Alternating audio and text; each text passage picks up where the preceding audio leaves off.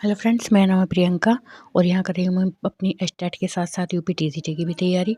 क्योंकि आपको पता ही है, पहली सारी वीडियो मैंने बता रखा है कि अब यूपी टीजीटी के जब एग्ज़ाम का पता चल गया तो उसकी तैयारी बहुत अच्छे तरीके से चल रही है। हाँ, मेरी पढ़ाई दिन में ज़्यादा चल रही है, रात को नहीं हो पा रही है। लेकिन अब मैंने शेड्यूल बना लिया है कि अब मैं मतलब सुबह को चाहे कितनी भी सर्दी हो, चाहे मुझे हीटर लगाकर मतलब पढ़ाई करनी हो, वो जो लाइट वाला हीटर होता है, लेकिन मुझे सुबह ज़रूर उठकर पढ़ाई करनी है। और जब इंसान किसी चीज़ के लिए अपने मन को वो करता है ना कि हाँ, मुझे ये काम करना है, ये मेरे लिए अच्छा है, तो वो काम बहुत अच्छे तरीके से होने लगता है। मेरा तो ये मानना है। तो अब फ़िलहाल मेरी यूपी टीजीटी की तैयारी चल रही है, क्योंकि मेरे साथ एक चीज़ है कि मैंने शरीर क्रिया विज्ञान, जो आप पता भी है, होम साइंस में आता है, एक पार्ट है। तो उसमें से क्वेश्चंस 4-5 ही पूछे जाते हैं, लेकिन मैंने उसके पहले ना नोट्स भी नहीं बनाए थे। अभी 1 महीना पहले रिसेंट में मैंने उसके नोट्स बनाए। नोट्स बनाने के बाद मैं पहले तो मतलब अपने नोट्स से पढ़ती हूँ, फिर जो मेरा प्रैक्टिस सेट है उसमें मैं मतलब क्वेश्चन करती हूँ कि मुझसे मतलब कितने क्वेश्चन हो पा रहे हैं। मैंने देखा कि जो उसका प्रैक्टिस सेट है उसमें होम साइंस के जो शरीर क्रिया विज्ञान है, पीजीटी में बहुत ज़्यादा क्वेश्चन पूछे गए हैं, ना कि टीजीटी में।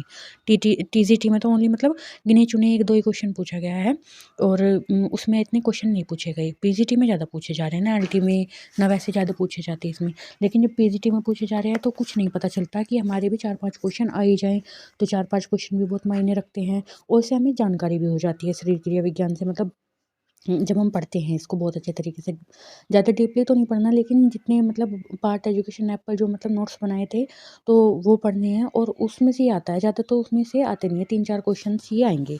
लेकिन मैं कोई भी चीज़ छोड़ना नहीं चाहती। मेरी बस एक चीज़ छूट रही है, वो है मेरा आरडीए। आरडीए मैं ये सोच रही हूँ कि अपनी जो यूट्यूब होती है, यूट्यूब पर बहुत सारी वीडियोज़ बनी पड़ी हुई रहती हैं टीजीटी, पीजीटी के आरडीए की, जो 2024 का है, तो मैं उसको बनाऊँ और तब उसको पढूँ। तो उसके लिए मैं टाइम निकाल कर पढूँगी, क्योंकि पहले मैं करूँगी अपने बाइंडर, जो मेरे 4-5 बाइंडर, फिर मैं 9th-10th की बुक करूँगी होम साइंस की, उसके बाद देखूँगी मैं आरडीए को।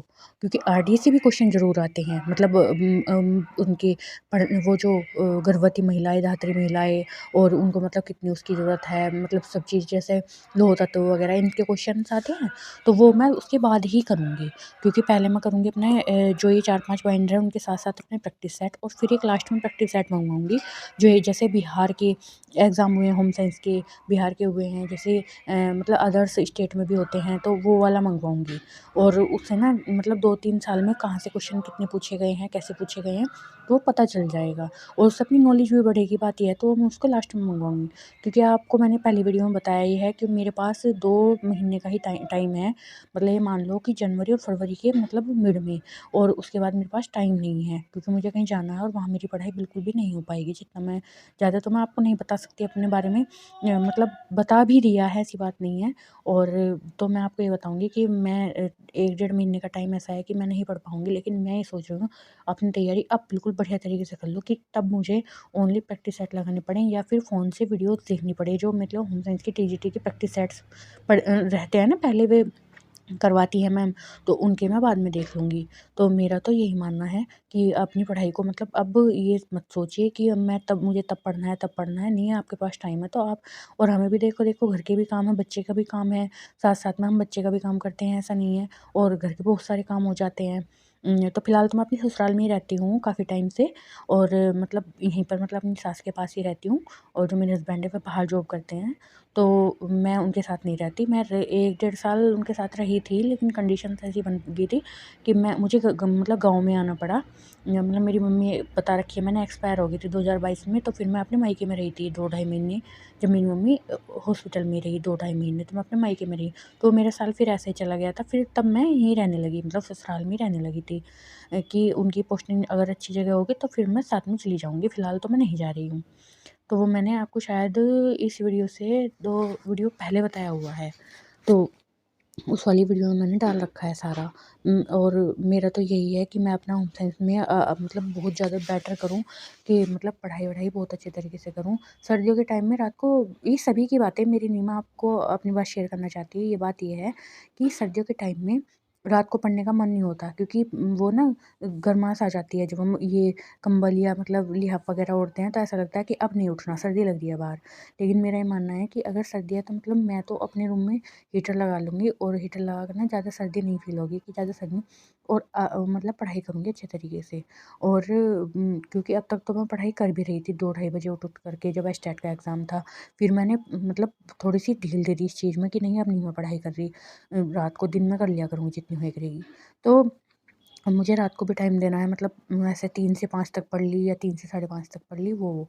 तो अब मुझे उस सुबह भी टाइम निकालना, उस सुबह का जो टाइम होता है सबसे अच्छा टाइम होता है।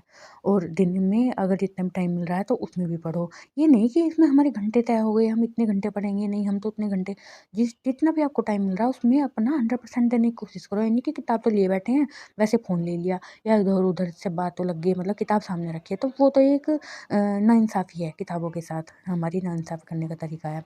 बेटर ये है, अगर आपको 20 मिनट मिल रही है, आपको मतलब 40-45 मिनट मिल रही है और ऐसी मिल रही है कि मतलब आपको पढ़ना ही पढ़ना है, तो आप उसमें पढ़ो। ये नहीं कि आप फिर फ़ोन में लग गए, देखो क्या आ रहा है, दीन दुनिया में क्या हो रहा है, दीन दुनिया में होता रहेगा सब कुछ, ये जो चलता आ रहा है।